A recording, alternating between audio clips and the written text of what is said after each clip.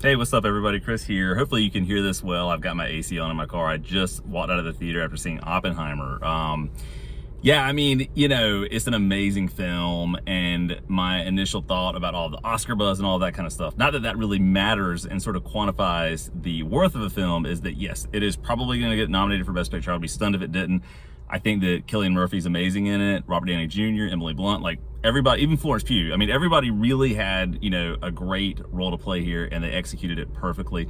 I think the thing about this movie that kind of stands out for me is that it feels like an important film. It's rare that you come across a movie that you feel like has sort of a message that's for the benefit of humanity. And I think that it does that super well, right? I mean, just sort of the proliferation of nuclear weapons, like what that means, not only, then in the 40s, but what it means for us now here in the 2020s and beyond, and sort of that lasting message and sort of the moral weight of carrying that for this person, this real person, Robert Oppenheimer, and just sort of everything that went along with that.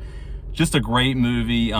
I think that when you get to the final, maybe third of the film, maybe final quarter of the film, it gets really deep into kind of the political cloak and dagger stuff, the McCarthyism of that era, sort of post-World War II, and how really he sort of got blacklisted because of his very vocal opinions about what was going to happen with nuclear weapons becoming sort of the new thing in a constantly warring world, and what that meant for humanity, and how he was sort of outspoken about that, especially when it came to the hydrogen bomb and sort of wanting to oppose that. So yeah, I mean, a brilliant movie. I don't want to spoil anything. I think the directing is fantastic. I'd seen some people kind of comment on sort of the audio mix issues, which has been a thing for some of Nolan's films, especially Dunkirk. I remember seeing that in theaters and just thinking, I really cannot hear this well. The soundtrack, in that as an example, was just overwhelming.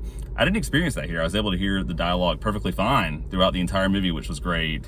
So, in terms of Nolan's filmography, where would I rank this? My fresh out of the theater take is, it's an amazing movie. It's not my favorite Nolan film. I mean, it's not one that I would say is like rewatchable just for enjoyment's sake and entertainment's sake. I mean, obviously there's a lot of that, and I'm gonna buy it when it comes out. No doubt I'll get the 4K Blu-ray of it, but I think for me, Inception is still kind of at the top of the list, maybe followed by something like Interstellar. And then of course, the Dark Knight trilogy was amazing, but this is really a great achievement in cinema. Again, it feels like a movie that people should see, that need to see. I think when students are studying, World War II and sort of the results of what happened with Hiroshima and Nagasaki, like having this as context is a good thing. So really great movie. I had a great experience. I know this is kind of a quick and sort of dirty review. I wanted to get my thoughts on camera here, just even in the parking lot while I'm just sort of thinking about it and mulling it over. And it's one of those movies that when it ended, people just kind of sat there because you're sort of just in awe of what you saw. So just really great performances all around. And I gotta say too, this is one of the first times I've been to a movie theater in years where it was packed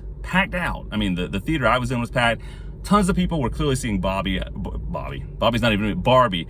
Tons of people were clearly seeing Barbie. I saw pink everywhere in the theater. I saw this movie with my friend Bill, who I teach with. He's a great guy, and we sort of talked a little bit about the movie afterwards. But yeah, I really think that this is gonna kind of top the Oscar buzz list. I mean, there could be something that I'm just not familiar with that's gonna come out of the woodworks here in Hollywood before too much longer, even though we've got the writer and actor strike going on. But anyway, yeah, great movie.